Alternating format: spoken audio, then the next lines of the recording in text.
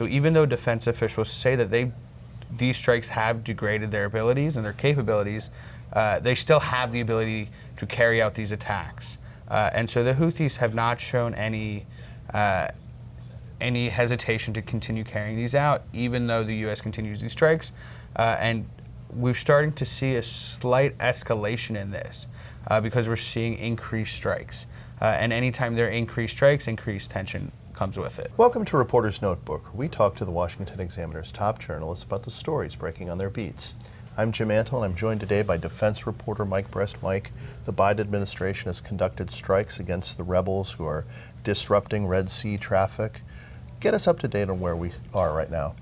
So the Houthi rebels in Yemen, as you mentioned, have carried out now more than 30 attacks on commercial vessels in the Red Sea that go up through the Red Sea and ultimately through the Suez Canal. And so we've seen over the course of the last 2 months or so since these attacks started, shipping companies now have to debate whether going through these waterways are worth it or if they should take longer routes. So this has started to show an impact in some global trade aspects. But to focus on the military implications, over the last week now, the U.S. has carried out 5 iterations of airstrikes against Houthi targets, which they say were specifically picked to degrade their ability to carry out further attacks. Now, to go to the first set of attacks, which took place exactly a week ago now, these were joint airstrikes carried out between the U.S. and the U.K., and this was the largest set of strikes to date.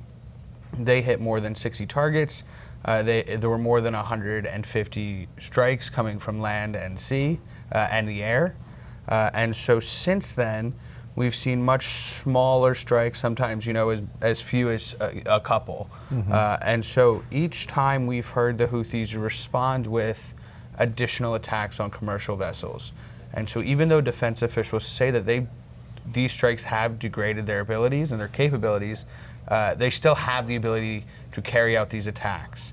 And so the Houthis have not shown any hesitation to continue carrying these out, even though the U.S. continues these strikes. And we're starting to see a slight escalation in this because we're seeing increased strikes.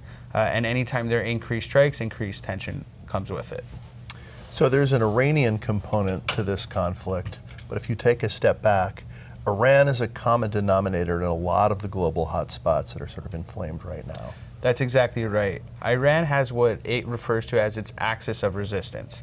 And so these are individual, either terror groups or militant groups all throughout the Middle East that they fund, they aid, they support, even though they don't necessarily have complete control over.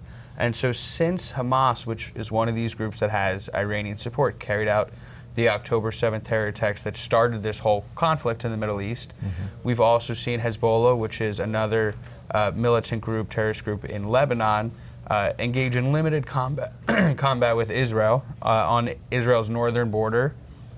We've also seen Iraqi militias, which also have Iranian support, carry out more than 130 attacks on U.S. troops in Syria and Iraq.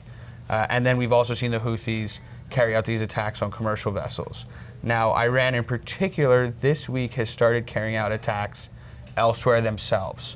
And so they launched a couple airstrikes into Pakistan, and Pakistan has now responded with a couple airstrikes back into Iran. And in both cases, they said they were not targeting the other country. They were targeting terror entities in each country that they thought the other country was not doing enough about. And so this is just another example of Iran creating or participating in a heating conflict, or a conflict that's getting warmer and warmer as time goes on. There's been so much going on in the Middle East and elsewhere that we often don't talk very much about Ukraine anymore, but the Russian war in Ukraine is still going on, and there's still a stalemate in Congress over how we're going to help the Ukrainians. Get us up to date on where things stand right now. So the war itself is roughly a stalemate at this point. We've seen very limited territory switch hands over the last couple of months. It's harder for both sides to carry out combat missions during the winter months as the terrain and the conditions harden. And so we've seen now dating back to the end of last year, the U.S. no longer has the funds already allocated to help them. So the U.S. is no longer providing weapons actively to Ukraine in what we would see as these drawdown authority packages. President Biden asked back in October for a supplemental funding request, which would include a little bit more than $60 billion to Ukraine and about $15 billion to Israel. That request was submitted now almost 3 months ago, and Congress has still yet to find a pathway forward because, as we've seen, Republicans, by and large, don't have the same strong desire to continue funding Ukraine that Democrats do. Particularly in the House. Exactly. And then we've also seen Republicans try and get concessions from the Democrats in the Biden administration for immigration reform. And so President Biden had a meeting with congressional leaders yesterday to discuss this, but we still haven't seen any clear pathway forward. Thank you, Mike. You can read Mike and the rest of our national security team's coverage at washingtonexaminer.com.